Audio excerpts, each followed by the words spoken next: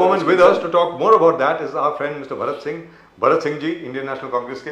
भरत सिंह साहब नमस्कार। नमस्कार। नमस्कार सर, नमस्कार नमस्कार नमस्कार। आप लोगों को नमस्कार। जय हिंद सर, जय हिंद। बहुत दिनों के बाद। नहीं ये वो बहुत बिजी हो गए थे ना सर उसमें। यस यस वो 31 और 1 सितंबर की मीटिंग में बहुत बिजी हो गए थे। बोल तो रहे थे कि भाई मैं वहीं पर रहूंगा। हमारे तो लोग गए थे वहां पे। लेकिन भरत सिंह जी ये बताएं, मतलब my respect for doctor Manmohan Singh really goes up. मतलब डॉक्टर मनमोहन सिंह साहब ने एक्चुअली बोला कि भाई जो इंडिया का जो स्टैंड है रशिया और यूक्रेन पे वो बहुत अच्छा है। It is very very good for the country and I think that shows the kind of statesman he is. मतलब जो स्टेट्समैन लाइक अप्रोच उन्होंने दिखाई है वो जबरदस्त है, मानना पड़ेगा डॉक्टर मनमोहन सिंह को। इसके बावजूद कि डॉक्टर मनमोहन सिंह के ऊपर न जाने कितने आरोप और कितने लांछन लगाए गए इसी सरकार द्वारा, इसके बावजूद मनमोहन सिंह ने कहा है कि रशिया और यूक्रेन के ऊपर जो स्टैंड है वो बहुत बढ़िया है, बहुत जबरदस्त है। भरत सिंह जी।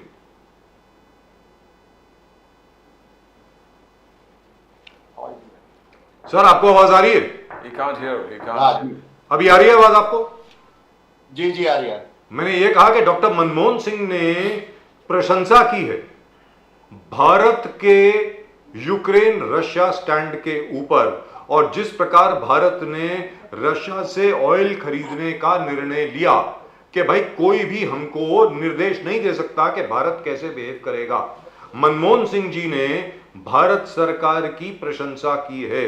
मुझे लगता है कि इससे बड़ा दिलेरी का कोई और उदाहरण नहीं हो सकता। भरत सिंह जी। देखिए राजीव जी, मैं समझता हूं कि जो सरकार के अच्छे काम होते हैं उसे बताना भी जरूरी है, उसे सराहना करना भी जरूरी है। जी दुरुस्त बात। मैं कह रहा हूं कि जो सरकार के काम होते हैं, अच्छे काम होते हैं, अगर उसकी सराहना की जाती है तो उसमें कोई खामियां नहीं निकालनी चाहिए और खूबियां ये होना चाहिए। विपक्ष का भी काम होना चाहिए, और विपक्ष हमेशा जो है क्रिटिसाइज करता है। वो हमारे देश की बात है, हमारे पार्लियामेंट आपस की बात है, हम उसको बैठ के तय करेंगे कि भाई क्या करना है क्या नहीं करना। लेकिन जब अगर प्लेटफॉर्म आता है, अगर बाहर का आता है, अगर विदेश का आता है, अगर उस चीज पे कोई अच्छा काम हुआ है तो उसकी सराहना करनी चाहिए। और शायद मुझे लगता है कि इसी मद्देनजर देखते हुए हमारे पूर्व प्रधानमंत्री श्री मनमोहन सिंह जी ने जो कहा वो मुझे लगता है कि सही था। और अभी राहुल गांधी जी ने कल ही प्रेस कॉन्फ्रेंस करी ब्रसल्स में, परसों प्रेस कॉन्फ्रेंस करी ब्रसल्स में, जहां पर उन्होंने साफ तौर पर कहा कि भाई देश में जनतंत्र राज्य जो है, लोकतंत्र जो है वो खतरे में है। क्या आपको लगता है अभी भी क्या लोकतंत्र खतरे में है भरत सिंह जी?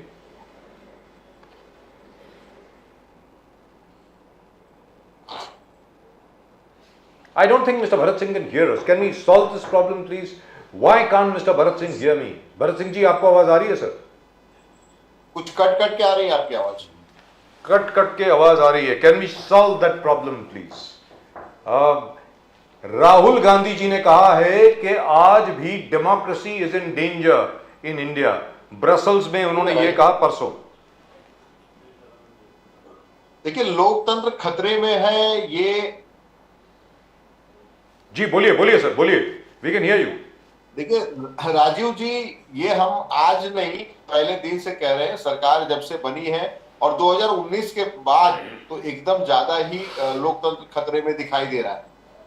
जिस हिसाब से देश में आज सरकार चल रही है, जिस हिसाब से विपक्ष के ऊपर अटैक किया जा रहा है, जिस हिसाब से विपक्ष के नेताओं को फंसाया जा रहा है, ये कहीं ना कहीं दिखाता है लोकतंत्र खतरे में है।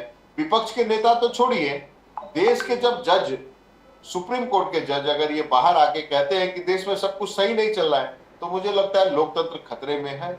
अगर भाजपा के नेताओं की कथनी और करनी को देखेंगे आप, तो उससे लगता है कि लोकतंत्र खतरे में है। उनके सांसद बदतमीजी करें, उनके मंत्री पूरे पार्लियामेंट में दादागिरी से बात करें, उनके सांसद जो है महिलाओं के साथ अभद्र व्यवहार करें, उनके मंत्री रेप जैसे केस में जो है मुझे लगता है कि एफआईआर दर्ज हो गई हरियाणा में, ऐसे लोगों का बचाव करे, तो लोकतंत्र खतरे में है।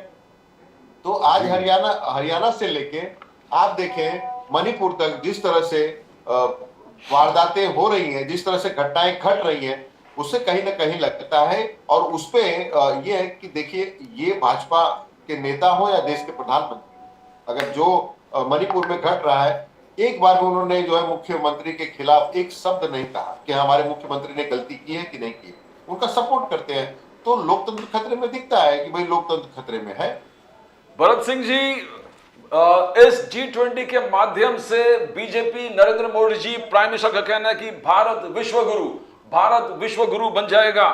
मोदी साहब का मंत्र है one earth, one family, one future. Modi ji का कहना है कि जिस प्रकार से तरक्की हो गई G20 के जो declaration, Delhi declaration, total consensus में सब लोग, कोई ना नहीं कहते, सब लोग ने सराहा है। तो दैट इज ग्रेट। और क्या economic integration between India, West Asia and Europe एक जबरदस्त तरीके से एक कॉरिडोर बन रहा है, इंडिया, मिडिल ईस्ट और यूरोप। भरत सिंह जी, मगर जयराम रमेश जी का कहना है, जयराम रमेश जी इतने सक्सेस जब बीजेपी और नरेंद्र मोदी जी पूरे देश और दुनिया को गिना रहे कि हम अचीवमेंट्स क्या है, जयराम रमेश जी कह रहे हैं कि मोदी साहब आपने 2014 और 2018 में G20 में बोला था कि you will eliminate havens of economic offenders. जो इकोनॉमिक ऑफेंडर्स है उसको आप पकड़ेंगे, एक्स्ट्राडाइट करेंगे इकोनॉमिक ऑफेंडर्स को। यह G20 में आपने खुद घोषणा किया था, मगर आज भी वही कि इकोनॉमिक ऑफेंडर्स देश के बाहर है, वो उनके पैसे अभी तक सरकार पकड़ नहीं पाए, सीज नहीं कर पाए। तो इस चीज को क्या ये उचित है इस समय में जयराम रमेश जी को इस प्रकार से बोलना? भरत सिंह जी आप सुनिए नहीं, आवाज कट गई। I think is not very last के वर्ड को नहीं सुना मैं। हाँ, जी लेकिन बोलिए। आपने जो कहा कि सराहना होनी चाहिए, अगर कोई अच्छा काम होता है तो सराहना करना भी चाहिए। लेकिन विश्व गुरु मोदी जी बन रहे हैं कि देश बन रहा है? मुझे लगता है कि देश अगर विश्व गुरु बनता है तो हमारे देश के लिए वो एक मान सम्मान की बात है। लेकिन अगर देश के प्रधानमंत्री और भाजपा ये कहे कि भाई देश के प्रधानमंत्री जो है विश्व गुरु बन रहे हैं, तो ठीक है, बनना भी चाहिए। अगर देश के प्रधानमंत्री बनते तो ऐतराज किससे है भाई? हमारे देश के प्रधानमंत्री, मैं थोड़ी नहीं कह रहा हूं कि वो कहीं दूसरे देश के प्रधानमंत्री हैं। रही बात जयराम रमेश जी की, आपने कहा कि जयराम रमेश जी ने क्रिटिसाइज किया, तो जयराम रमेश जी ने ये कहा कि जो मोदी जी कहते हैं अपने वादे को निभाने की बात जब करते हैं, तो वो जितने वादे किए कभी उन्होंने निभाया नहीं। आप उसका एक नहीं सैकड़ों उदाहरण है राजीव जी, आप उसको देख लीजिए। मुझे नहीं लगता है कि आज तक उन्होंने जितने वादे चुनाव में किए हैं या टीवी पे आके उन्होंने कहा है उसे पूरा किया होगा। इसीलिए जयराम रमेश जी ने ये बात को कहा। जयराम रमेश जी ने कहा कि जो इकोनॉमिक ऑफेंडर्स, उनका कहना शायद ललित मोदी हो, अलग अलग मोदी जो है, नीरव मोदी हो, विजय माल्या हो, तो ये देश के बाहर भागे।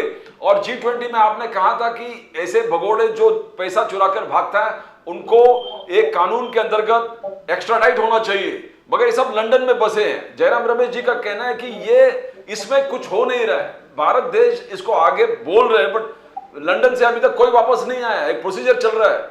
इसी चीज का जयराम रमेश जी ने हाईलाइट किए कि G20 में आपने बार बार इस चीज को उठाया, क्या हुआ? मैं भी तो यही कह रहा हूं नामबियार जी, मैं भी यही कह रहा हूं कि जो नहीं, मैं भी ये आवाज नहीं आ रही जी, आवाज आ रही है सर। हाँ, मैं भी नामबियार जी, मैं भी ये कह रहा हूं कि जो मोदी जी वादा करते हैं वो तो करते नहीं ना। वही तो जयराम रमेश जी कह रहे हैं कि G20 में जो इन्होंने सारी बातें पिछले जी उठाई थी उसका जो है उन्होंने इंप्लीमेंट नहीं किया। मोदी जी अब मैं कहूंगा तो फिर कहेंगे कि नहीं, जो है भरत सिंह जो है सारे मोदियों के खिलाफ जो है बोल रहे हैं। ऐसा नहीं है। मोदी जी के हाथ के नीचे से ये सारे लोग भागे हैं, लेकिन मोदी जी के ऊपर इल्जाम नहीं लगाया जा सकता है ना, क्योंकि वो तो जो कहते हैं वो सच कहते हैं। भाई इस समय अगर पूरे देश में नहीं पूरे विश्व में विश्व गुरु बन गए हैं, तो हमारे में कहावत है, ना खाता ना बही, जो मोदी कहे वो सही। जी, लेकिन आपको लगता है कि भरत सिंह जी, आपको आवाज आ रही है? जी आ रही है जी, आपको लगता है कि आगे चल करके नीरव मोदी साहब, ललित मोदी साहब, आदरणीय चौकसी साहब, विजय माल्या साहब, ये सब लोग वापस आएंगे क्या देश में? राजीव जी, जी। राजीव भाई, जब तक भाजपा सरकार में रहेगी, जब तक भाजपा सरकार में रहेगी, आप लिख लीजिए आज, जी। तब तक कोई मोदी अपने देश में वापस नहीं लाया जाएगा। ये सिर्फ चुनाव आते टाइम, चुनाव जैसे आएगा, अब चुनाव का मौसम आ गया है, ये सारे मुद्दे छेड़े जाएंगे, सारे मुद्दे उठाएंगे कि हम लाएंगे, हम सजा देंगे, हम पूरे देश, जो देश का माल जो है विदेश में गया है उसे भी लाके जनता को देंगे। ये कुछ नहीं होने वाला। देखिए, आप सोचिए कि जो व्यक्ति, एक नारा चला था शायद मुझे लगता है 2014 में, कि बहुत हुई महंगाई की मार, अब की बार मोदी की सरकार। जी। शायद ये बहुत घर घर में फेमस हुआ था। जी, हुआ था। ऐसे बहुत अभी सारे भी है। सगुफे जो है टीवी पे सुनाई देते थे, मगर आज इन्होंने 9 साल में एक काम नहीं किया है। शायद मुझे लगता है यही वजह है कि अब वो सारे नारे बंद हो गए हैं। अब सिर्फ नारा ये चल रहा है कि G20 देखिए, इंडिया देखिए, भारत देखिए। अब ये सब जो है सगुफे छोड़े जा रहे हैं कि अरे भारत, इंडिया। अब वो मुझे नहीं समझ में आ रहा है कि भारत और इंडिया में फर्क क्या है। अब भाजपा उसको, फर्क को जो है वो खोजने में लगी है। अब और माफ करिएगा, बहुत सारे न्यूज चैनल वाले तो अब उसी खोज में लगे हैं कि भारत अच्छा है कि इंडिया अच्छा है। अब मुझे ये नहीं समझ में आता है कि दोनों को अगर देखा जाए तो दोनों एक ही नाम है, चाहे वो इंडिया कह लें चाहे वो भारत कह लें। अरे भाई, तो हमारी पोस्टेज स्टैंप है, उसके ऊपर तो दोनों लिखे होते हैं ना, इंडिया भी होता है भारत भी होता है, दोनों होते हैं, उसमें क्या है। मोदी जी से मैं तो कहता हूं कि राजीव जी, एक बार आप भी इंटरव्यू कर लीजिए, पूछिए ये सारे जो आजकल इंटरव्यू नहीं देते सर, आजकल इंटरव्यू नहीं देते, पहले देते थे जब वो मुख्यमंत्री थे गुजरात के, तब दिया करते थे, आजकल नहीं देते। तो नहीं, मैं तो बोलता हूँ बहुत ऐसा मतलब एक बार होना चाहिए कि सारे पत्रकार घेर के ये कहें कि मोदी जी आपको इंटरव्यू देना पड़ेगा। एजेंडा कोई सेट नहीं है। पार्लियामेंट, स्पेशल पार्लियामेंट सेशन में सोनिया गांधी जी खुद मैदान में उतरी है और उन्होंने लेटर लिखा है नरेंद्र मोदी जी को कि मोदी साहब एजेंडा क्या है, एजेंडा बताइए। तो एजेंडा किसी को नहीं पता, तो सोनिया गांधी जी ने लेटर लिखा है। लेटर लिख के एक एजेंडा उन्होंने बोला कि प्राइस राइज एजेंडा है उसको इंक्लूड कीजिए, अनएम्प्लॉयमेंट एजेंडा है उसको इंक्लूड कीजिए, फॉलिंग इनकम्स एक एजेंडा है उसको इंक्लूड कीजिए, farmers are in trouble Sonia Gandhi ji का कहना है, उनको इंक्लूड कीजिए, एमएसएमई बंद हो रहा उसको आप रोकिए, कुछ कीजिए, आप क्लीन शीट दिए चाइना को बॉर्डर इश्यू में, वो एजेंडा बनाइए, बुडानी स्कैम वो एजेंडा है, और मणिपुर कॉन्स्टिट्यूशनल क्राइसिस सोनिया गांधी जी का कहना है। सोनिया गांधी जी ने पूरे एजेंडा के लिए प्राइम मिनिस्टर मोदी जी को खत लिखा है। क्या यह जरूरी था भरत सिंह जी इस वक्त? देखिए, सोनिया गांधी जी ने जो लेटर लिखा है, पत्र लिखा है नरेंद्र मोदी जी को, वो 2014 में जब इनकी सरकार आई थी, 2014 से लेके 2023 चल रहा है। जितने वादे देश के प्रधानमंत्री या भाजपा ने किया था, उन सारे वादों को सोनिया जी ने उस पत्र के माध्यम से याद दिलाया कि ये सारा जो आप सेशन बुला रहे हैं, विशेष सत्र बुला रहे हैं, पहले तो आपको विशेष सत्र बुलाने के पहले आपको विपक्ष को कम से कम इतना तो बताना चाहिए कि किस विषय पे विशेष सत्र बुलाया जाए। देश का विपक्ष भी अपना एक जो है मायने रखता है, स्थान रखता है, तो उसे भी जानने का अधिकार होना चाहिए कि विशेष सत्र किस विषय पे बुलाया जा रहा है। दूसरा, जो मोदी जी आप भूल गए हैं, जो 12 बिंदु जो दर्शाया है श्रीमती सोनिया गांधी जी ने 2014 से लेकर 2023 तक जो वादे किए थे, उन वादों को उन्होंने एक बार उनको कहते हैं ना कि जले पे नमक जो होता है ना, वो छिड़का हुआ है और कहा है कि ये आपने वादे किए थे और ये करना चाहिए, और इस पे विशेष सत्र आप बुला लीजिए, इस पे चर्चा हो जाए एक बार, कम से कम दूध का दूध और पानी का पानी हो जाएगा।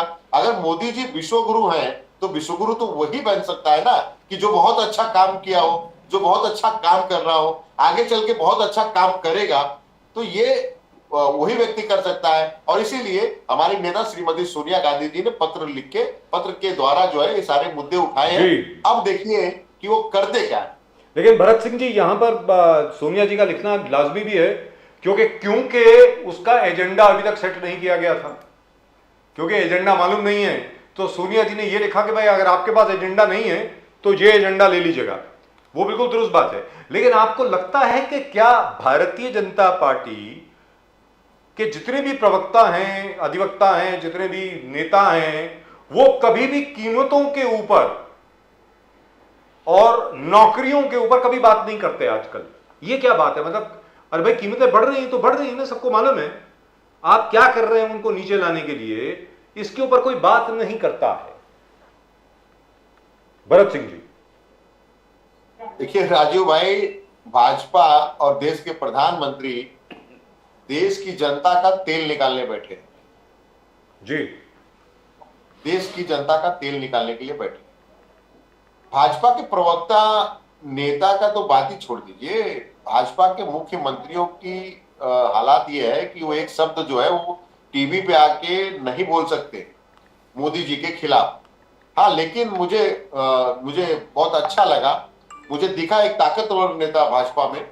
2 दिन पहले मैं एक वीडियो देखा नितिन गडकरी जी का कि देश के प्रधानमंत्री, विश्व गुरु, सबसे ताकतवर नेता मंच पे सबको नमस्कार करते हुए जा रहे हैं और नितिन गडकरी जी ने उनकी तरफ देखा तक। कम से कम खुददार नेता इसे कहते हैं। और खुददार नेता अगर भाजपा में अगर 20 नेता और अगर ऐसे पैदा हो जाए ना, तो मोदी जी को समझ में आ जाएगा कि पार्टी कैसे चलती है। तानाशाही से पार्टी नहीं चलती है। हर नेता को, हर कार्यकर्ता को, हर पदाधिकारी को पार्टी के फोरम पे अपनी बात रखने का अधिकार होना चाहिए। मन की बात तो आप कर लेंगे, अपनी मन की बात बता देंगे, लेकिन पार्टी के नेताओं की, देश की जनता की मन की बात कब सुनेंगे? 9 साल हो गए, 9 साल में सिर्फ आपने मन की बात कही है, लेकिन देश की जनता के मन की बात आपने कभी नहीं सुनी। आपने पार्टी के नेताओं के अपने पार्टी के नेताओं की मन की बात कभी नहीं सुनी। तो इसे क्या कहते हैं? इसे विश्वगुरु कहते हैं, इसीलिए विश्वगुरु बनाया जा रहा है। सर, नितिन गडकरी जी को आप क्यों मुश्किल में डाल रहे हैं जान करके? बिकॉज भाजपा वाले राहुल गांधी और प्रियंका गांधी में मतभेद सामने लेके आ रहे हैं। मतलब अपना काम कर रहे हैं, सबसे अच्छे मंत्री हैं वैसे। बाय द वे, ये भी आपको बात बताते हैं, जितने भी सर्वेक्षण आए हैं उसमें ये कहा गया है कि भारतीय जनता पार्टी में अगर कोई आदमी काम कर रहा है तो वो नितिन गडकरी। और आप तो मतलब चलिए कोई बात नहीं, अगर आप जैसे दोस्त हो तो फिर दुश्मन की क्या जरूरत है। तो लेकिन ये बताएं सर, ये बताएं कि अभी भारतीय जनता पार्टी जो है और बाकी जितने भी लोग हैं वो सब लोग अब G20 की बात करेंगे, डेली डिक्लेरेशन की बात करेंगे। No doubt it is an achievement, बहुत अच्छी अचीवमेंट है, उसमें कोई दो राय नहीं। लेकिन ये G20 से अभी तक भारत को वास्तविकता में क्या फायदा हुआ है, ये आपको मालूम पड़ा है भरत सिंह जी? देखिए, G20 से ये तो मालूम पड़ा, पता चला। जी बोलिए सर। G20 से ये तो मालूम पड़ा।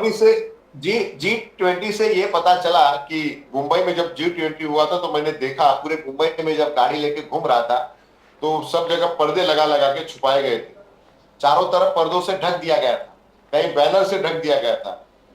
हमारे देश की खूबसूरती, हमारे कहते हैं ना कि विश्व गुरु है भाई, तो जब विश्व गुरु हमारे देश के हैं तो जो वास्तविक चीज है उसे दिखाइए ना। उसको आप पर्दे में कब तक ढकेंगे? पर्दे में ढकने से कुछ होता है क्या? पर्दा है, पर्दे में रहने दो, पर्दा ना उठाओ, पर्दा उठ गया तो भेद खुल जाएगा। तो ये पोजीशन है G20 में। जो सारे नेता आए हैं, आप बताइए मुझे, हमारे देश का ही पैसा खर्चा हो रहा है ना। मुझे लगा कि मैं आज देखा कहीं कि मतलब इतना पैसा खर्चा हुआ है G20 पे, उसका आखिर अब पता चलेगा बाद में कि इसका निकला क्या, निराकरण क्या इसका निकला, वो तो बाद में पता चलेगा। लेकिन मुझे लगता है कि भाजपा के पास विकास के नाम पे या देश की जनता को कुछ देने के नाम पे कुछ बचा नहीं है।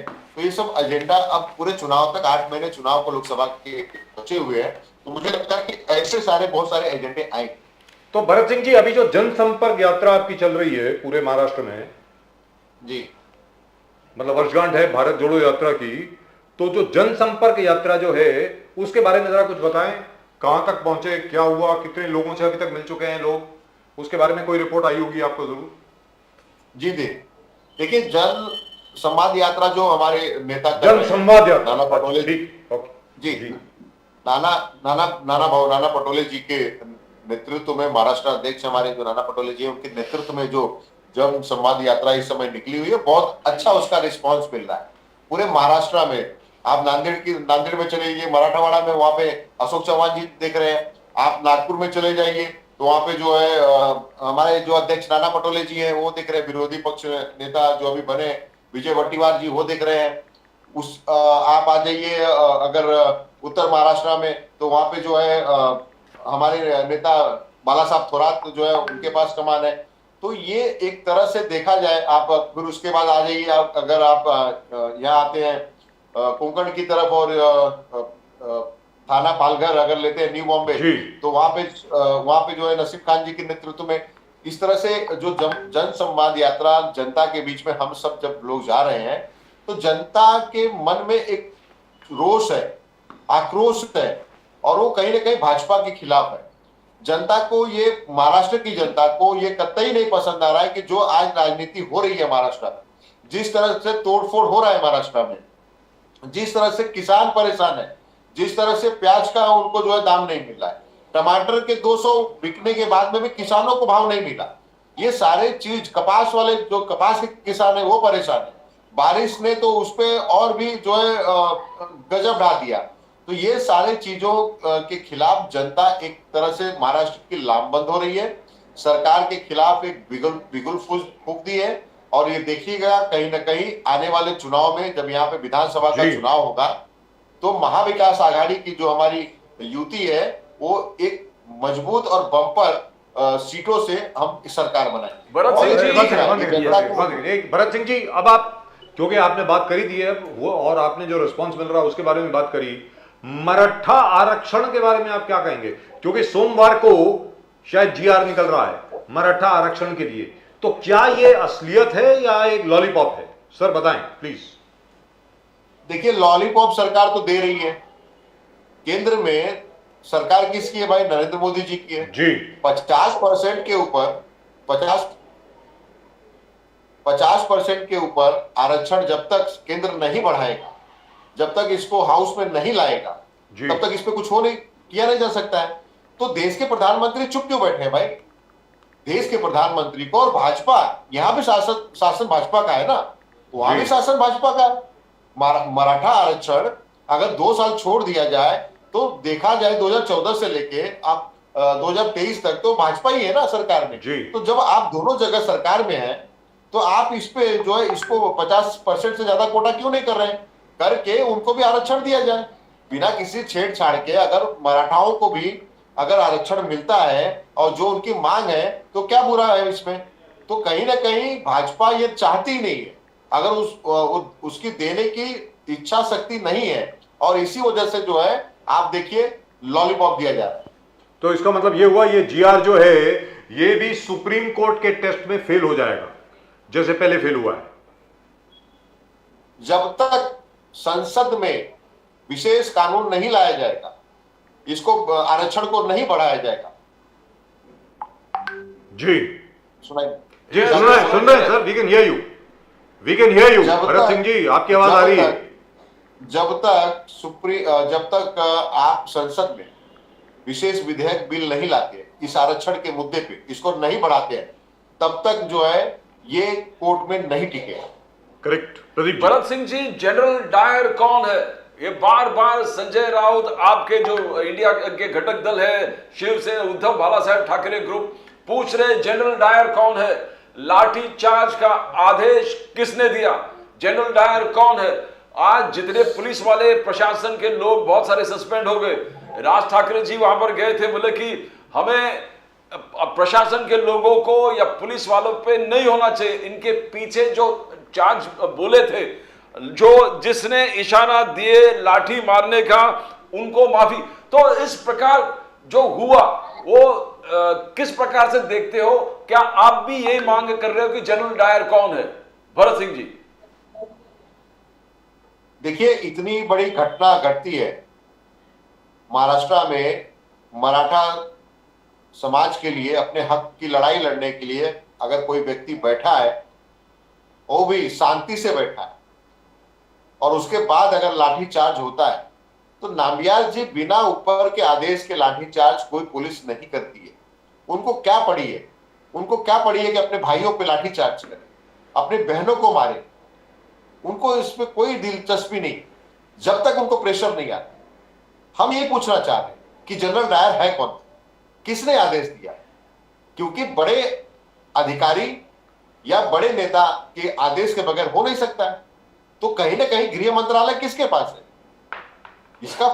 इसका जवाब तो देवेंद्र फडणवीस को देना चाहिए, या तो जो है मुख्यमंत्री शिंदे जी है उनको देना चाहिए कि आखिर किसके आदेश पे ये लाठीचार्ज हुआ है। लेकिन अगर लाठीचार्ज उसमें क्यों 2-4 हुआ लोगों होगा का- सर, ये तो बता दीजिए। लाठीचार्ज आखिर क्यों हुआ होगा?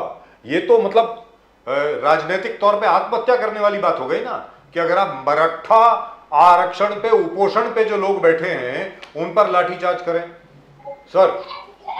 ये एक जांच का विषय है। एक बिल्कुल, बोलिए बोलिए सर सिंह मैं जी। राजीव भाई हम भी यही चाहते हैं, ये जांच का विषय है। जी। ये जांच होनी चाहिए, ये जांच होनी चाहिए कि आखिर किसके आदेश पे इसमें किसको फायदा और किसको घाटा हुआ, ये जरूरी है। लेकिन अगर कोई अपनी क्या मांग नहीं इस देश में मांग सकता है क्या? आज अगर मराठा आरक्षण के लिए बैठे हैं, कल हम भी बैठ सकते हैं, कल आप भी बैठ सकते हैं, अपनी मांग नहीं मनवाएंगे, यानी उसके बाद आप लाठीचार्ज कर देंगे। और मैं फिर कह रहा हूं कि लाठीचार्ज जब भी पुलिस करती है तो अपने वरिष्ठ के आदेश पे ही करती है। उस वरिष्ठ से ये पूछा जाए कि आपको किसने आदेश दिया था। ये तार कहीं ना कहीं वो मंत्रालय से आएगा, और जो मंत्री, संबंधित मंत्री ने आदेश दिया था उसके खिलाफ जो है कार्रवाई होनी चाहिए। भरत सिंह जी, आगे बढ़कर हम लोग बात करते हैं। बीजेपी का आरोप है कि सनातन धर्म विरोधी है, घमंडिया गठबंधन सनातन धर्म के विरोधी है। कहता है कि राहुल गांधी मोहब्बत के दुकान के बारे में बात करते हैं, प्यार और मोहब्बत के दुकान के बारे में बात करते हैं, मगर नफरत के पूड़ी जो बांट रहे हैं वो एक सनातन धर्म को खत्म करने की बात जब आपके इंडिया के घटक जूनियर स्टालिन बोलते हैं, कांग्रेस का रिएक्शन क्या है?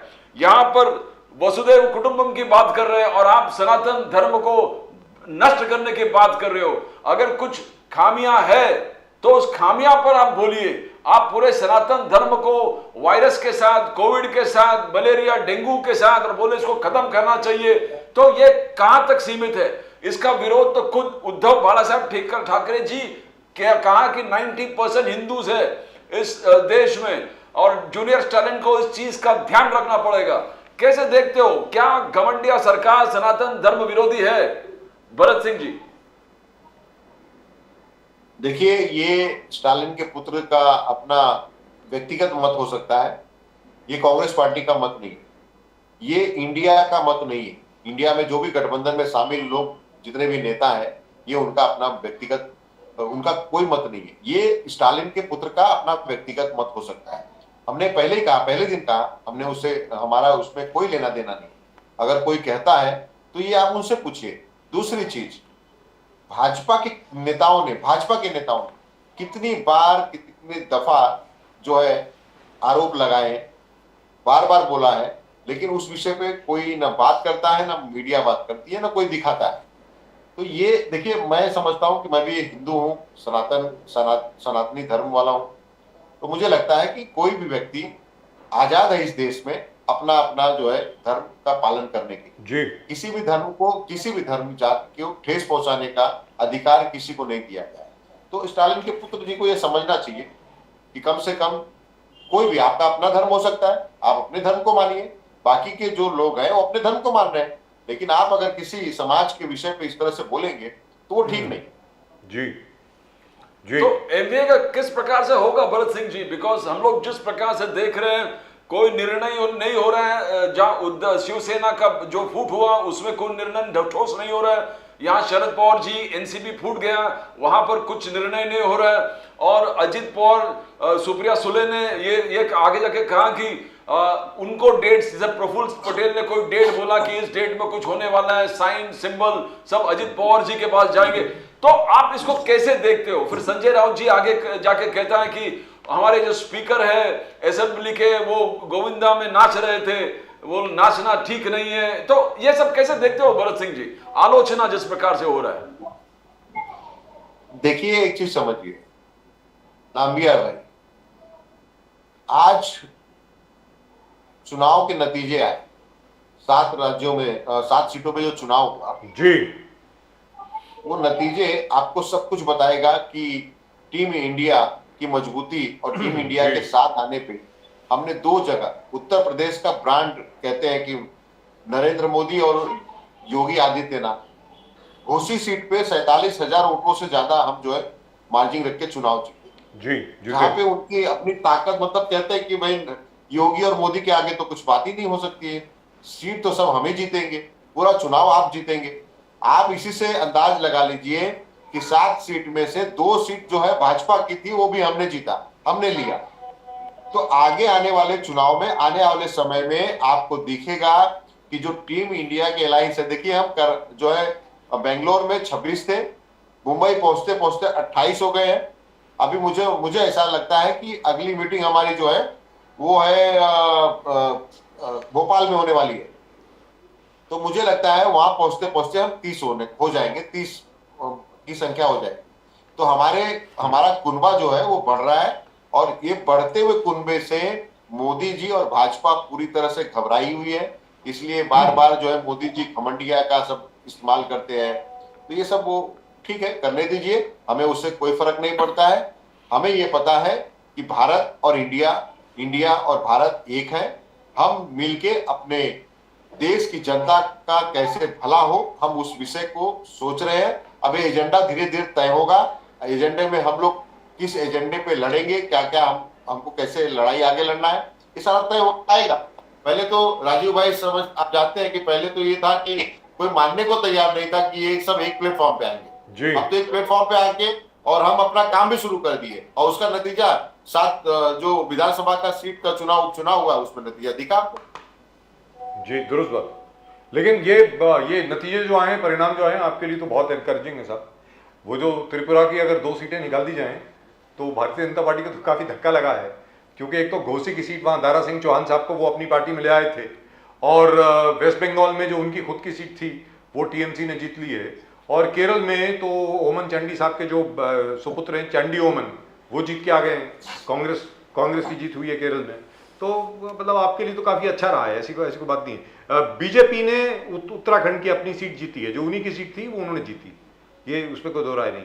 लेकिन आगे चल करके ये बता दीजिए, क्योंकि आज की तारीख में जिस प्रकार प्रचार हो रहा है मोदी जी का, जो प्रदीप जी ने अभी कहा विश्वगुरु, दूसरा G20, तीसरा अभी ये कहेंगे कि भाई यूक्रेन और रशिया के ऊपर भी एग्रीमेंट कर ली, हमारी वजह से यूएसए और रशिया के बीच में, वगैरह वगैरह वगैरह। तो इन सब चीजों का कोई प्रभाव पड़ेगा भारत की जनता पर? देखिए, ये बहुत दिनों से चल रहा है, बहुत सालों से चल रहा है। मोदी जी और भाजपा ये समझती है कि हम जो कह रहे हैं वही सही है, तो वो आपको घोसी वाले सीट पे समझ में आ गई होगी। आपके साथ आज ये 7 जो चुनाव के नतीजे आए सीटों के, इससे आप समझ गए होंगे कि देश की जनता का मूड क्या है। और ये मैं मानता हूं कि ये कांग्रेस पार्टी की नहीं, मैं समझता हूं टीम इंडिया की जीत है। हम सभी नेता मिलकर चुनाव हर जगह लड़ेंगे, और आगे चल के देखिएगा 2024 में फिर से टीम इंडिया का ही प्रधानमंत्री बनेगा, यानी राहुल गांधी। नहीं, इस विषय पे मैं 5 मिनट में करता हूं। इस विषय पे देखिए हमारे सभी बड़े नेता बैठेंगे और उस पे डिसाइड करेंगे कौन देश का प्रधानमंत्री बनेगा। भरत सिंह जी, आप बोल रहे थे कि आप बढ़ेंगे 30 तक पहुंच जाएंगे, मगर यहां पर अपना जेडीएस, देवेगौड़ा और बीजेपी एक साथ युति हो गए कर्नाटक में, दोनों एक साथ लड़ने वाले हैं पार्लियामेंट्री इलेक्शंस, तो वहां पर भी बढ़ोतरी हो रहा है भरत सिंह जी, बहुत सारा बढ़ोतरी हो रहा है। कुछ नहीं, देखिए देवेगौड़ा जी तो मुख्यमंत्री बनने वाले थे चुनाव के पहले, और क्या हश्र हुआ देवेगौड़ा जी की पार्टी का, जेडीएस का हुआ, सब लोग ने देखा। आगे क्या होगा वो तो सब जानते हैं। इसलिए मैं आपको बता दूं कि टीम इंडिया बड़ी मजबूती के साथ आगे बढ़ रही है, और ये 8 महीने के अंदर आते आते जब ये 2-4 मीटिंग और बढ़ेगी तो मुझे लगता है कि करीब 37-38 पार्टियां हमारे साथ आ जाएंगी। Right, thank you so much, sir. Bharat Singh ji, thank you so much. Thank you. Always a pleasure talking to you. Namaskar, sir. Thank you. Namaskar. Jai Hind, Jai Bhavani, Jai Shivaji. Thank you so much. That was Mr. Bharat Singh, and I think he was in a hurry to leave. I don't know why.